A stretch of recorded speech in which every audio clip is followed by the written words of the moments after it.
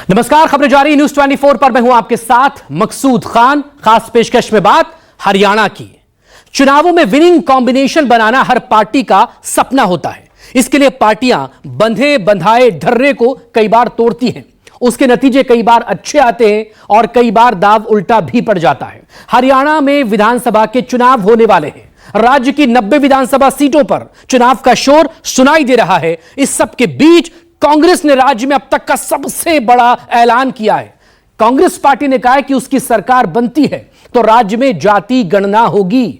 जो रिपोर्ट आएगी उसके हिसाब से ही आरक्षण को बढ़ाने और अन्य फैसले लिए जाएंगे। जाति जनगणना का मुद्दा लोकसभा चुनावों में भी था, जिसका फायदा इंडिया गठबंधन को मिला भी।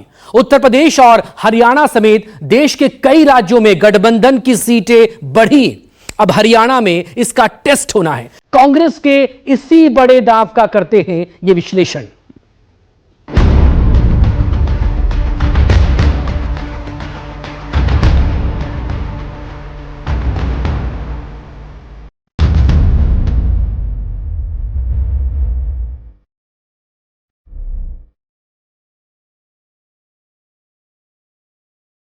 कांग्रेस पार्टी का स्पष्ट है, जातिगत जनगणना कांग्रेस पार्टी कराने का काम करेगी। हरियाणा में सरकार कांग्रेस की बनती है।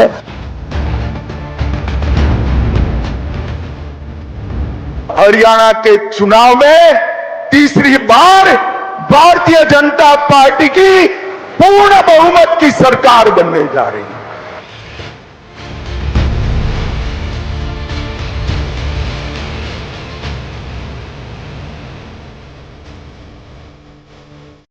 मोदी तो अपनी जगह ठीक है। जो आड़े का मुख्यमंत्री जो बना है ना, उसने काम कुछ नहीं करा। हमारा जो काम बढ़िया करेगा हम तो उसने देंगे। बस हरियाणा में नहीं करा उन कुछ भी। हुड्डा सरकार आएगी तब हमें खुशी मिलेगी मैडम। कभी पेपर लीक हो जाता है, कभी कुछ हो जाता है, ऐसे ही चलता रहता है। हमने बहुत उम्मीद थी, कट्टर से बनाया थी अब सारे काम करागा भाई, सारी सुविधा देगा। नहीं पानी की सुविधा दी बेटा, नहीं बिजली की दी, नहीं कुछ काम करे, कुछ भी नाम काम करे। या परमिशन हमने कोई दे देना तो हम कट्टर ने पाकिस्तान में छोड़ा वहाँ। हरियाणा में विधानसभा चुनाव चला जा रहा है जाति का दाव।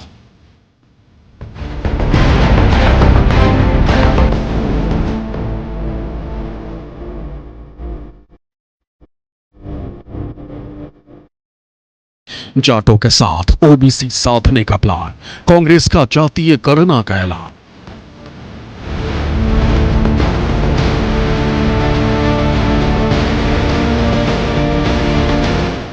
बीजेपी का ओबीसी ब्राह्मण और दलित कार्ड, हरियाणा में तीसरी बार सरकार या हार।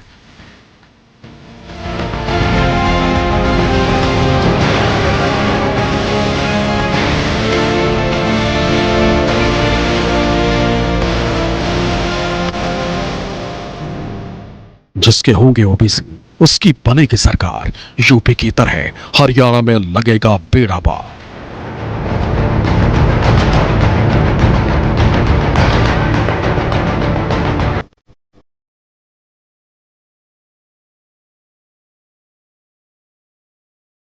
हरियाणा की सत्ता पर बीजेपी 10 साल से काबिज है। उससे पहले 10 साल कांग्रेस का शासन रहा। अब फिर विधानसभा चुनाव होने जा रहे हैं, जिससे पहले कांग्रेस और बीजेपी में विनिंग कॉम्बिनेशन बनाने की होड़ लगी।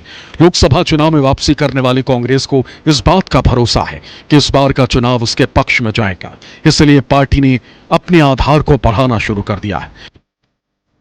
हरियाणा विधानसभा चुनाव के मद्देनजर कांग्रेस पार्टी ने एक बड़ा दांव चला है, वो है जातीय जनगणना का। कांग्रेस पार्टी इसको लेके ओबीसी वोट बैंक को रिझाना चाहती है और यही कारण है कि कांग्रेस पार्टी का ये सबसे बड़ा दांव माना जाता है। लेकिन वहीं पर भारतीय जनता पार्टी की भी नज़र ओबीसी वोट बैंक पर है।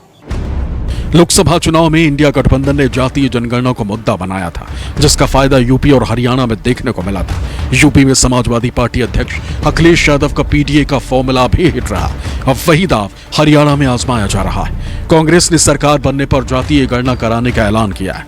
रोहतक से सांसद और पूर्व सीएम भूपेंद्र हुड्डा के बेटे दीपेंद्र हुड्डा ने इसका ऐलान किया। क्या ये हम पूछना चाहते हैं, बैकवर्ड समाज के लिए कहां न्याय हुआ? और कांग्रेस पार्टी का स्पष्ट है, जातिगत जनगणना कांग्रेस पार्टी कराने का काम करेगी। हरियाणा में सरकार कांग्रेस की बनती है और जातिगत जनगणना के अनुसार के आधार पर ये पहले भी हमने 15% बढ़ाने का काम किया था और इसको आगे पूरा जितना संवैधानिक हक है वो बढ़ाने का काम ओबीसी समाज के लिए हम कांग्रेस पार्टी करेगी।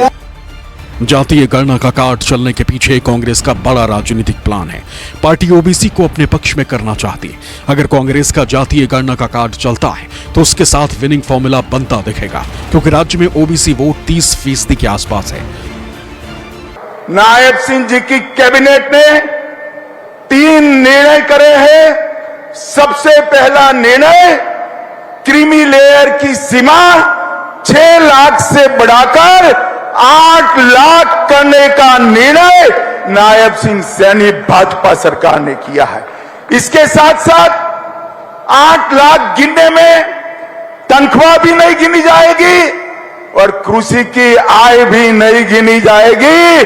अब हर बच्चे को ओबीसी का फायदा मिलेगा।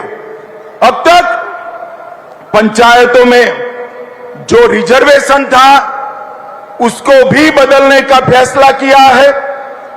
पंचायत में 8% रिजर्वेशन ग्रुप ए के लिए था, उसके साथ 5% रिजर्वेशन ग्रुप बी के लिए भी आज से शुरू हो जाएगा।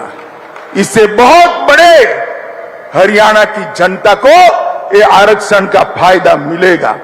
रिजर्वेशन म्युनिसिपल कॉरपोरेशन में भी 5% ग्रुप बी के लिए शुरू होगा, 8% जज का 10 रहेगा और ग्रुप बी का रिजर्वेशन 5% ज्यादा मिलेगा। किसान आंदोलन के चलते जाट राज्य में बीजेपी सरकार से नाराज हैं। जाटों के राज्य में आबादी 22%। इसका असर लोकसभा चुनावों में देखने को मिला था, जब कांग्रेस ने राज्य की 10 में से 5 सीटों पर जीत दर्ज की। इससे पहले 2019 के लोकसभा में कांग्रेस का राज्य में खाता नहीं खुला था। बीजेपी सभी 10 सीटों पर जीती थी। 2019 के लोकसभा चुनाव में कांग्रेस का खाता भी नहीं खुला था, लेकिन विधानसभा चुनावों में कांग्रेस ने जबरदस्त वापसी की और यही कारण था कि 31 सीटों के ऊपर कांग्रेस ने अपनी जीत दर्ज करवाई थी और वहीं पर कांग्रेस बड़े विपक्ष की भूमिका में भी आ चुकी थी। और इसी के चलते ही कांग्रेस पूर्व मुख्यमंत्री भूपेंद्र सिंह हुड्डा के नेतृत्व में सरकार की पॉलिसियों के खिलाफ बड़े बड़े सवाल खड़े कर रही थी। रोहतक से पूर्व सीएम भूपेंद्र सिंह हुड्डा के बेटे दीपेंद्र हुड्डा को हार का सामना करना पड़ा था, लेकिन इस बार हालात बदले। कांग्रेस राज्य में सक्रिय है। रोहतक सांसद दीपेंद्र हुड्डा के नेतृत्व में चुनाव से पहले अभियान चला रही है। इस रथ यात्रा के आयोजन का पर्पस क्या है, उद्देश्य क्या है? देखिए, हमारी रथ यात्रा नहीं अभियान है, हरियाणा मांगे हिसाब अभियान, और इसके माध्यम से हम पदयात्रा कर रहे हैं और डोर टू डोर कैंपेन पूरे हरियाणा प्रदेश में कांग्रेस के कार्यकर्ता कर रहे हैं। 10 साल भाजपा सरकार में हरियाणा विकास की पटरी से उतर गया, खुशहाली की पटरी से उतर गया।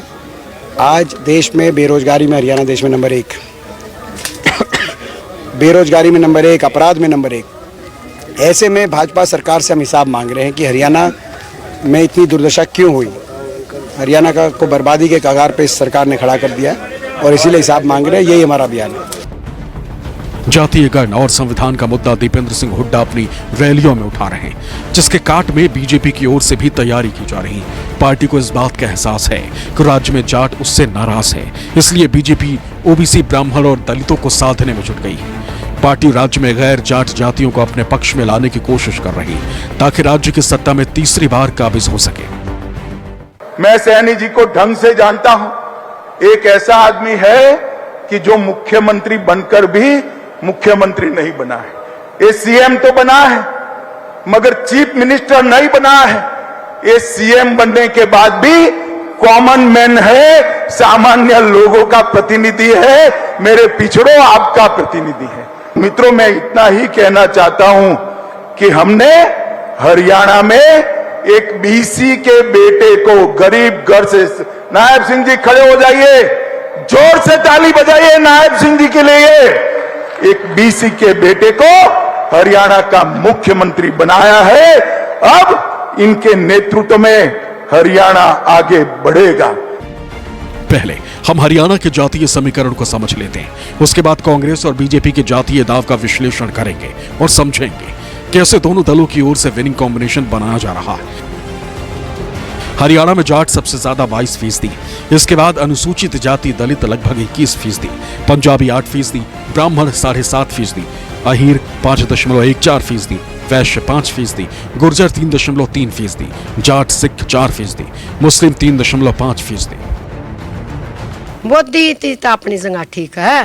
और जो आड़े का मुख्यमंत्री जो बना है ना, उसने काम कुछ नहीं करा। मोदी ठीक है, मोदी ने गलत नहीं बताते, वो ठीक है।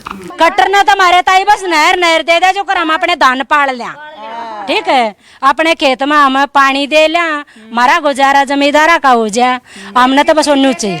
हमने बहुत उम्मीद थी कट्टर से बनाया जी, अब सारे काम करागा भाई, सारी सुविधा देगा। नहीं पानी की सुविधा दी बेटा, नहीं बिजली की दी, नहीं कुछ काम करे, कुछ भी नाम काम करे। किसान भाइयों की जो जमीन ली है तो उनको ये था कि हमारे बच्चों को रोजगार मिलेगा, कोई कंपनी आएंगी तो बच्चों को काम मिलेगा। हमारे बच्चों को कोई काम ही नहीं मिल पा रहा है। तो 11 साल से IMT का बुरा हाल करके रखा है। किसानों की जमीन ले लिया, वो खेती जो उनके पास थी वो भी चली गई। 2019 के चुनावों में बीजेपी को हरियाणा में गैर जाट लगभग 74% वोट मिले थे, जबकि 2024 में ये प्रतिशत 48 रह गया। इसके पीछे दलित और ओबीसी वोटर्स का कांग्रेस के प्रति झुकाव माना जा रहा है, जिससे कांग्रेस पार्टी के नेता उत्साहित हैं। अगर कांग्रेस को लोकसभा चुनाव 2019 और 2024 में मिले वोटों की बात करें तो 19 में जहां 28% वोट मिले थे, जबकि 24 में यह आंकड़ा लगभग 44% पहुंच गया। बीजेपी 58% से घटकर 46% पर आ गई। कोई नहीं आती लाइट, तो यहाँ तो खट्टर सरकार ने योजना चलाई 24 घंटे बिजली। ना मेरी बेटी की 24 घंटे 6 घंटे भी ना देता दिन रात में, पानी ना पतड़ा ना को क्या है की सुविधा को ना, नाले में राह रोक क्या पड़ा है, ठीक है, बंद होया पड़ा बेटी सब क्यों आमदा अपना धक्का ला रहे हैं। मेडिकल में डांगरा की दवाई मिलती ना बेटी, मनसा की मिलती।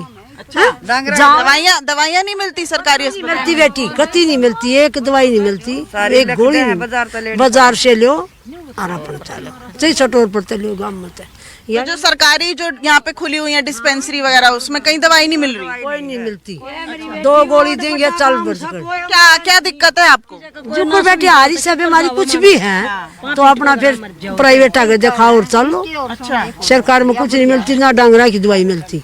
अच्छा, हाँ, लिख दे पर्ची पर ले चल ले लिए स्टोर पर, कुछ नहीं मिलता बेटा। और बेटी जिसका आमदनी नहीं है 10 रुपया की हो तो बेटी मरेगा, फिर क्या करेगा। 2014 में बीजेपी ने हरियाणा की 90 में से 47 सीटों पर जीत दर्ज कर अकेली सरकार बनाई थी। कांग्रेस को सिर्फ 17 सीटें मिली थी, जबकि 2019 के चुनाव में बीजेपी को 40 सीटें मिली थी, जबकि कांग्रेस को 31, जेजेपी को 10 और अन्य को 9 सीटें मिली थी। दुष्यंत चौटाला के नेतृत्व वाली जननायक जनता पार्टी यानी जेजेपी के साथ मिलकर बीजेपी ने सरकार बनाई थी।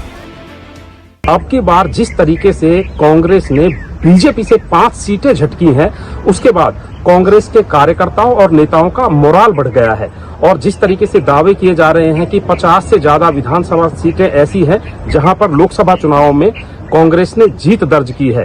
और यही वजह है कि कांग्रेस ने अब भारतीय जनता पार्टी की सरकार से हिसाब मांगने का अभियान शुरू कर दिया है। यानी कि कुल मिलाकर भारतीय जनता पार्टी के ऊपर फिलहाल विपक्ष जो है कांग्रेस पार्टी है वो कहीं ना कहीं भारी पड़ती नजर आ रही है। और दिलचस्प बात यह है कि जो छोटी पार्टियां हैं, जो जजपा थी, भाजपा की सहयोगी थी, INLD है, उनका कहीं भी जिक्र नहीं हो रहा है। सीधी सीधी टक्कर कांग्रेस और भाजपा की बनती जा रही है। अब बीजेपी और जेजेपी के रास्ते अलग हो चुके हैं। लोकसभा चुनाव में जेजेपी का खाता नहीं खुला। अगर जाट वोटर्स की बात करें तो वो कांग्रेस के पक्ष में गोलबंद नजर आए, लेकिन विधानसभा चुनाव में जाट वोटर्स का बंटवारा कांग्रेस और जेजेपी के बीच होगा। बीजेपी ने भी किरण चौधरी को पार्टी में शामिल कराकर संदेश दिया है, लेकिन असली लड़ाई गैर जाट वोटों की है, जिन्हें रुझाने में कांग्रेस और बीजेपी दोनों जुटी हुई है। जैसे ही कांग्रेस की सरकार हरियाणा के अंदर बनती है, जनगणना का मुद्दा जो है, इसको जनगणना जो है हरियाणा के अंदर करवाई जाएगी और इसमें सभी वर्ग, चाहे ओबीसी है, एससी है, 36 बिरादरी को लोगों को उनको पूरा हक देने का काम जो है सरकार द्वारा किया जाएगा।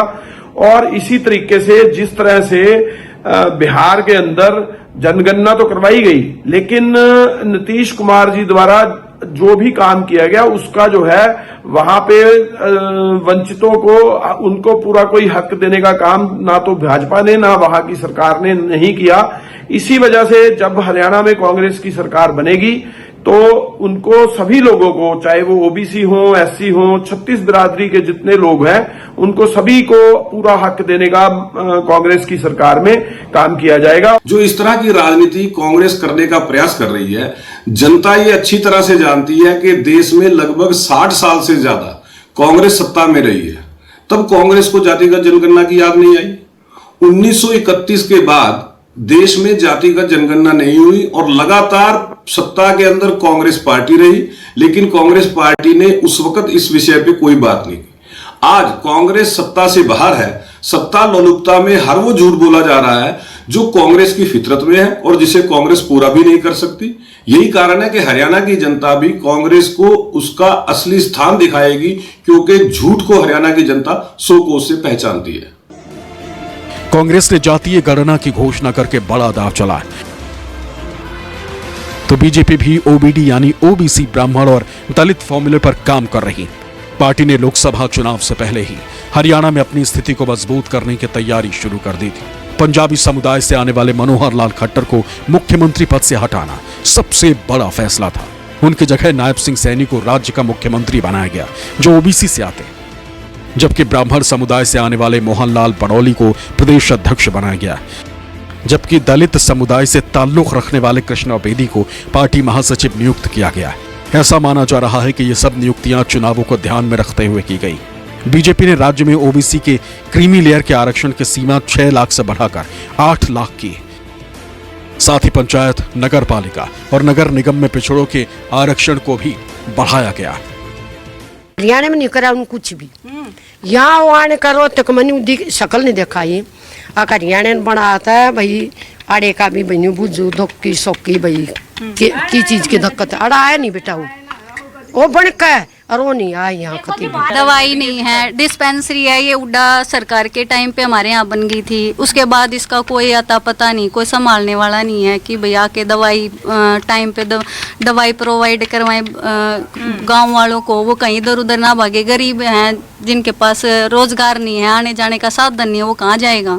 देखो जी, कहने का मतलब सारा यही है कि जनता अगर किसी को बनाती है तो वहाँ पर आके चेक करना चाहिए उनको क्या परेशानी है, क्या प्रॉब्लम्स है। अगर नेता यहाँ पर आके ही नहीं देखता तो फायदा क्या है। पड़ी भी एक सरकार तो रिक्वेस्ट है इसे कर दे, हमारे बच्चा नौकरी लगा दी, ब्याह जा की है। हरियाणा की राजनीति में जाट और गैर जाट फैक्टर काम करता है। इसी के दम पर बीजेपी पिछले 10 साल से राज्य में राज कर रही है, लेकिन लोकसभा चुनाव में जिस तरह से कांग्रेस ने इसमें सेंध लगाई, वो पार्टी के लिए बड़े राजनीतिक फायदे वाला साबित हो सकता है, क्योंकि लोकसभा चुनावों में राज्य की जितनी भी आरक्षित सीटें, उनमें से ज्यादातर पर कांग्रेस को बीजेपी से ज्यादा वोट मिले।